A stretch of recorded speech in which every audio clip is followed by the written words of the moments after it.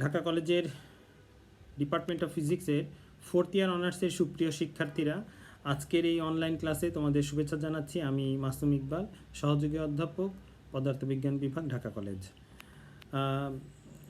তোমাদের আমি quantum mechanics 2 কোর্সটি পড়াচ্ছি। আমরা ইতিমধ্যে যে অপারেটরস অ্যান্ড ম্যাট্রিক্স ফর্মুলেশন বলে যে চ্যাপ্টারটি পড়ছি, সেটাতে বেশ কিছু অপারেটরের ক্যারেক্টারিস্টিক্স মানে রিলেশনশিপ আমি তোমাদেরকে পড়িয়েছিলাম। আজকের ক্লাসেও আমি তোমাদের কয়েকটি অপারেটরের কিছু প্রুফ বা প্রমাণ আমি দেখাবো। তো চলো আমি স্ক্রিন শেয়ার করি, তোমরা লেকচারগুলো খাতাতে কপি করো।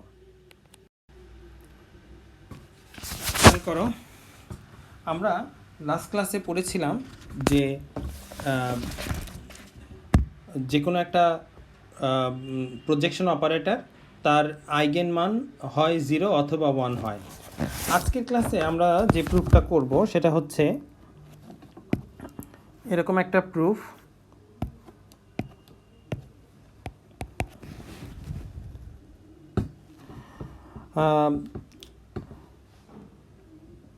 Two operators with simultaneous eigenfunctions are functions commute। তার মানে একই সাথে যদি দুইটা ভিন্ন অপারেটরের একই আইগেন ফাংশন বা আইগেন স্টেট বা ভেক্টর স্টেট বলো তোমরা, যদি থাকে তাহলে অবশ্যই ওই দুইটি অপারেটর কমিউট করবে। কমিউট করার অর্থটা তোমরা খুব ভালো করেই জানো, অর্থাৎ তারা গুণন করার সময় যদি স্থান পরিবর্তন করে তাহলে কোনো সমস্যা নাই। অর্থাৎ A B equal to BC, আমরা এটাকে থার্ড ব্র্যাকেট দিয়ে এ কমা বি লিখে 0 লিখি। তো আমরা এটার প্রুফ করছি, তোমরা একটু খেয়াল করো। Let us consider two operators B and C।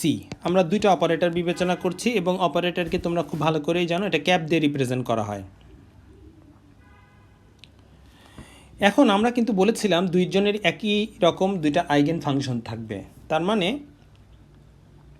আমরা ধরে নিচ্ছি বি এবং সি অপারেটরে দুইজনেরই আইগেন ফাংশন হচ্ছে সাইকে, and the eigen functions of them is psi k,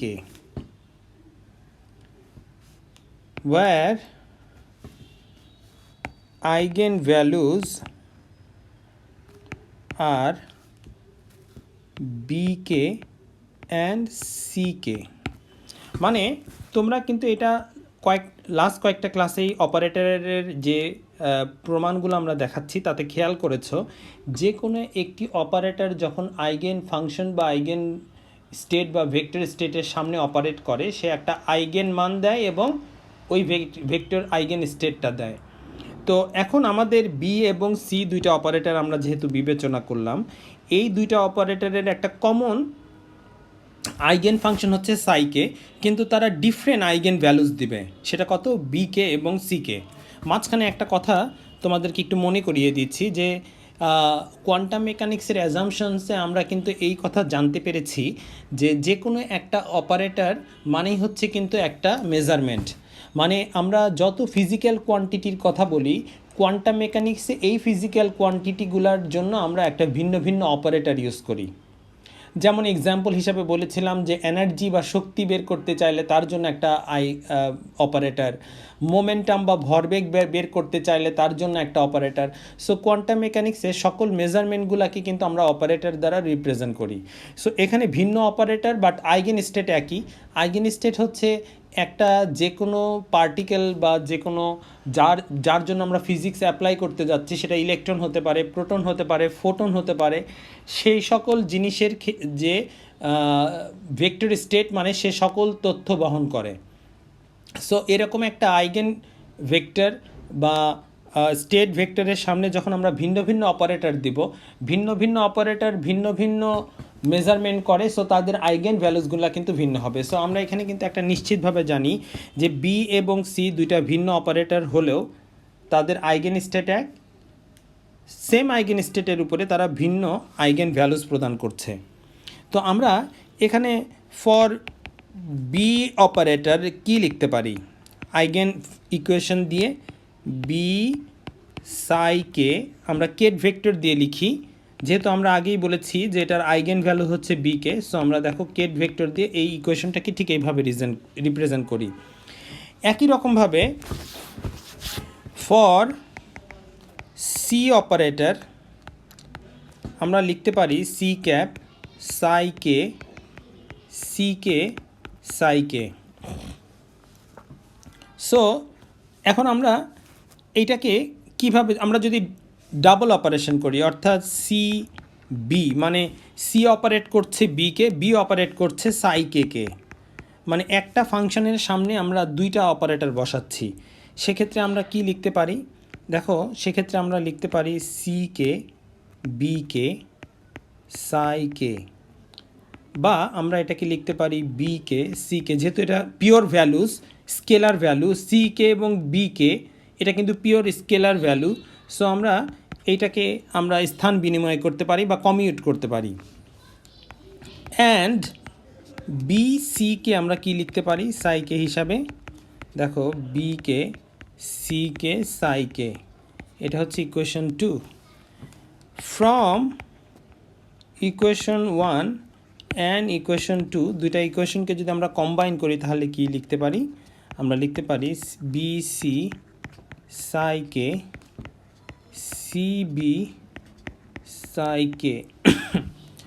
এখন আমরা এটাকে থেকে ফাইনালি লিখতে পারি বিসি মাইনাস সিবি সাইকে ইকুয়াল টু 0।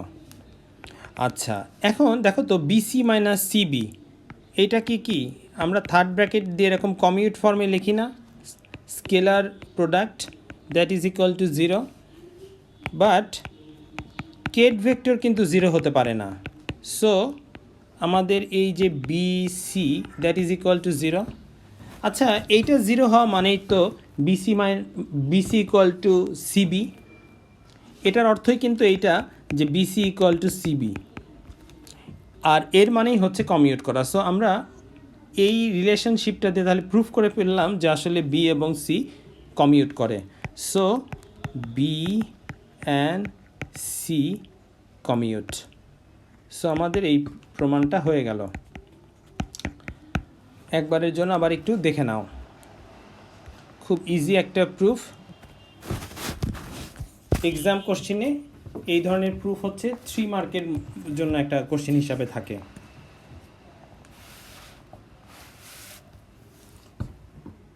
সো আমরা দুইটা ভিন্ন ভেক্টরের একই আইগেন স্টেটের জন্য ডিফারেন্ট আইগেন ভ্যালুসগুলো পেলাম এবং দুইটা কন্ডিশন অ্যাপ্লাই করলাম। যেহেতু আইগেন ভ্যালুসগুলো স্কেলার, সো তারা কমিউট করে।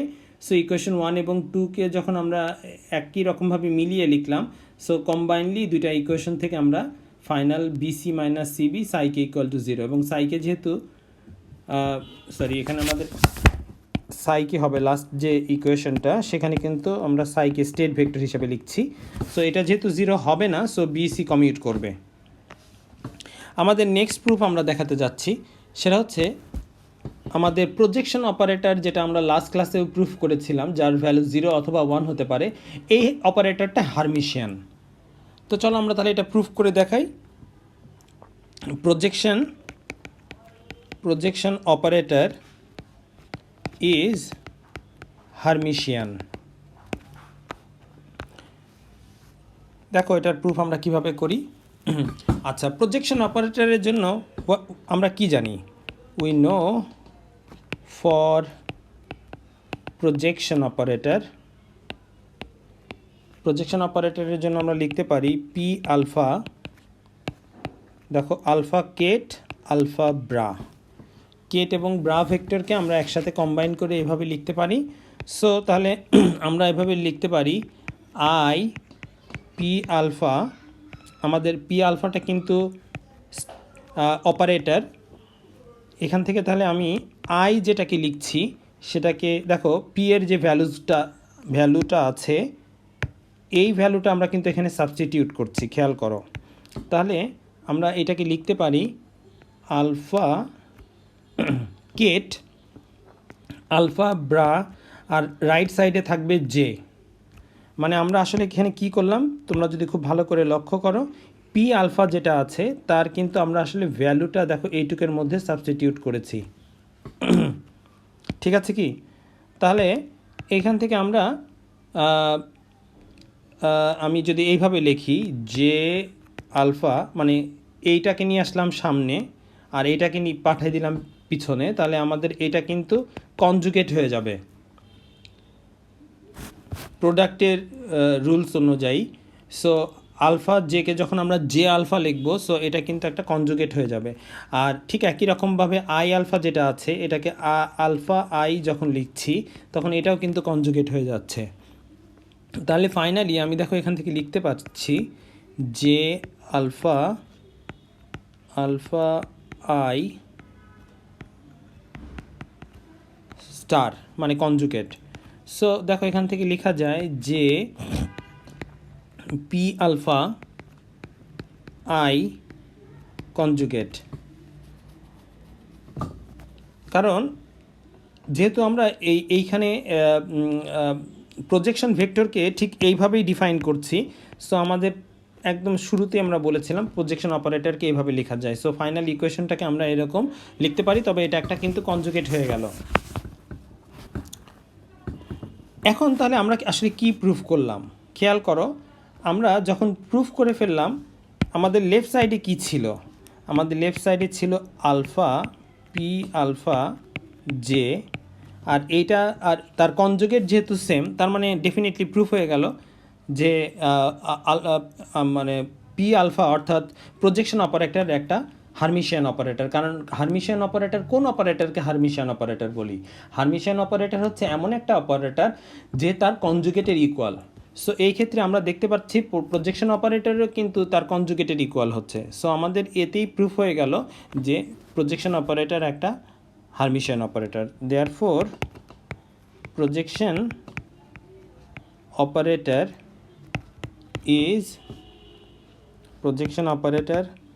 P alpha is Hermitian. এরপরে প্রুফ খেয়াল করো।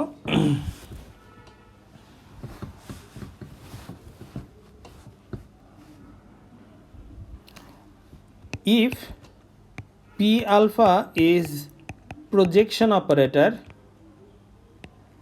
P alpha টা যদি প্রজেকশন অপারেটর হয়, then P alpha square is equal to P alpha। অর্থাৎ প্রজেকশন অপারেটরকে স্কোয়ার করলেও এটা আনচেঞ্জ থাকে, এটা আমাদের প্রুফ করতে হবে। সো এই প্রুফটা দেখাচ্ছি, খেয়াল করো। প্রুফ ফর প্রজেকশন অপারেটর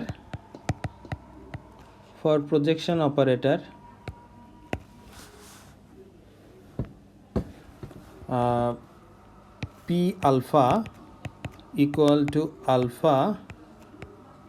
দেখো প্রজেকশন অপারেটরকে কেট ব্রা ফর্মে লেখা যায়।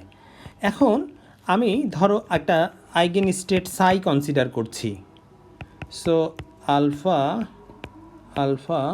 সেইটার উপরে যদি সাই, রাইট সাইড থেকে দেখো আমরা সাই একটা সাই স্টেট ভেক্টর বা আইগেন ফাংশন যখন অ্যাপ্লাই করলাম, লেফট সাইডে হচ্ছে আমাদের অপারেটর।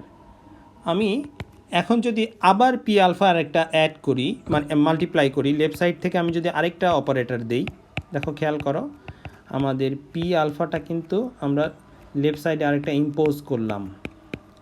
ঠিক আছে কি? তাহলে আমাদের লেফট সাইডের কোয়ান্টিটিটাকে পি আলফা স্কোয়ার লিখতে পারি। একই রকমভাবে উপরের যে পি আলফাটা আছে সেটাকে লেখা যাচ্ছে, দেখো আলফা আলফা আলফা আলফা সাই। খেয়াল করো কারণটা কি? কারণ প্রজেকশন অপারেশনের ডেফিনেশন অনুযায়ী আমরা কিন্তু এই এতটুকু লিখতে পেরেছি। এখন তাহলে আমরা দেখো তো এই যে আলফা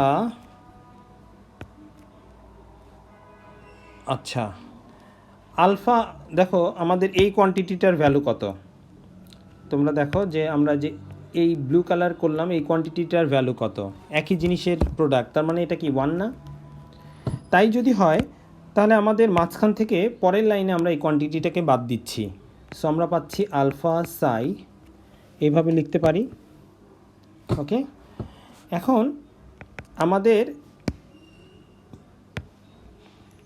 এই কোয়ান্টিটিটা তো পি মানে প্রজেকশন অপারেটর, সো আমরা লিখতে পারছি P alpha on Sai. Therefore দেখো আমাদের লেফট সাইডে কিন্তু ছিল পি আলফা স্কোয়ার সাই, আর রাইট সাইডে কি আসলো পি আলফা সাই। তাহলে এইখান থেকে কি একদম ক্লিয়ার যে আমাদের লেফট সাইডের কোয়ান্টিটি আর রাইট সাইডের কোয়ান্টিটি ইকুয়াল হওয়া তখনই পসিবল যদি P square equal to P alpha হয়। So P alpha square is P alpha, proved. So আমরা তাহলে প্রমাণ করতে পারলাম যে যে কোনো একটা প্রজেকশন অপারেটরের স্কোয়ার প্রজেকশন অপারেটরের ইকুয়াল হবে। এরপরে দেখো আমরা আরেকটা প্রুফ দেখাচ্ছি, সেটা হচ্ছে the eigen values of A parity operator is plus minus 1। Parity অপারেটরের আইগেন ভ্যালু ইদার -1 হবে অথবা +1 হবে। এখন আমরা এই প্রুফটা করতে যাচ্ছি। We know for parity operator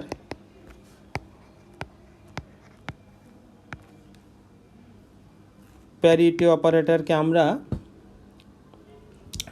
মনে করো পাই দিয়ে রিপ্রেজেন্ট করছি।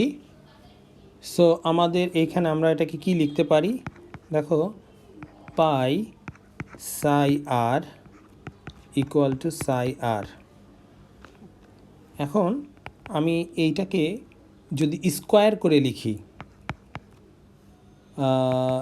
সাই পাই স্কোয়ার সাই আর পাই সাই মাইনাস আর, যেহেতু এটা parity operator so minus R equal to লেখা যাবে সাই আর।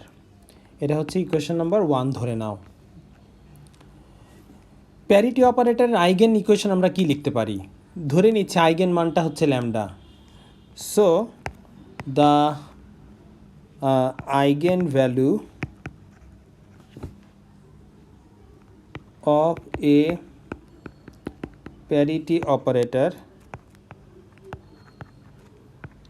is lambda, then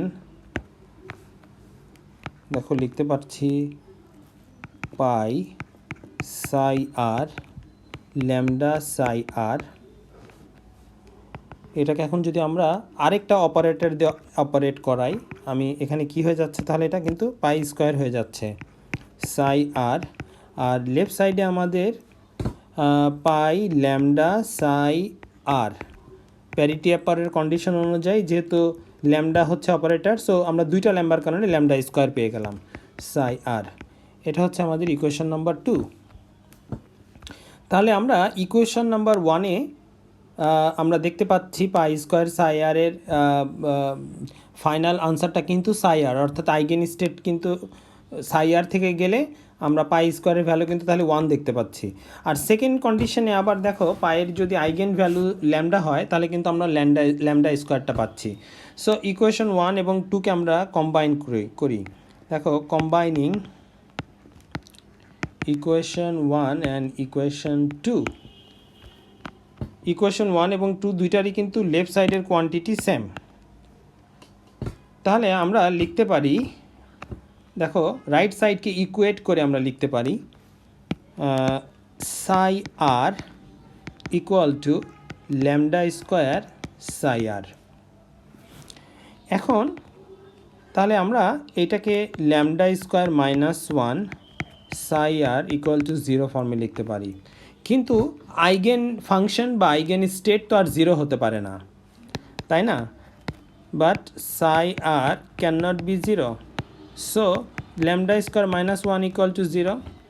তাহলে এইখান থেকে আমরা লিখতে পারি lambda square equal to 1, lambda equal to plus minus one. তার মানে আমরা দেখতে পাচ্ছি যে যে কোনো একটা প্যারিটি অপারেটর সে মাইনাস ওয়ান ভ্যালু ক্যারি করতে পারে অথবা প্লাস ওয়ান ভ্যালু ক্যারি করতে পারে। সো আমরা একটা এই প্রুফে এইটাই শো করলাম যে যে কোনো একটা প্যারিটি অপারেটর তার eigen value either plus one হবে অথবা মাইনাস ওয়ান হবে। So parity operator eigen value এই দুইটা ভ্যালুর মধ্যেই সীমাবদ্ধ। সো আমাদের এটা তাহলে প্রুফ হয়ে গেল। তোমরা আরেকবার একটু দেখে নাও এটা। প্যারিটি অপারেটরের জন্য আমরা এই প্রুফটাতে আমরা অপারেটরটাকে পাই ক্যাপ দিয়ে রিপ্রেজেন্ট করলাম। এটা একটা স্টেট ভেক্টর সাই আর এর উপরে যদি অপারেট করে তো সেম সাই আর ভেক্টরটাকে রিটার্ন করে according to the definition of the parity operator. মানে আইগেন ভ্যালু আসলে ওয়ান দিচ্ছে একরকম।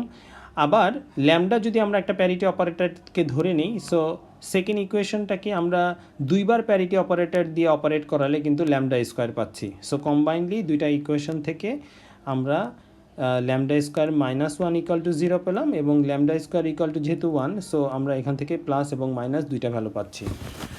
সো এই ছিল আজকের ক্লাস। তোমরা আমি বেশ কয়েকটা ভেক্টর কোয়ান্টাম মেকানিক্সের অপারেটরের জন্য বেশ কয়েকটা প্রুফ তোমাদেরকে দেখালাম। আশা করি তোমরা এই প্রুফটা ভালো করে বুঝে প্র্যাকটিস করবে এবং বই স্টাডি করবে। তো ঠিক আছে, সবাই ভালো থেকো। নেক্সট ক্লাসে আবার দেখা হবে ইনশাল্লাহ।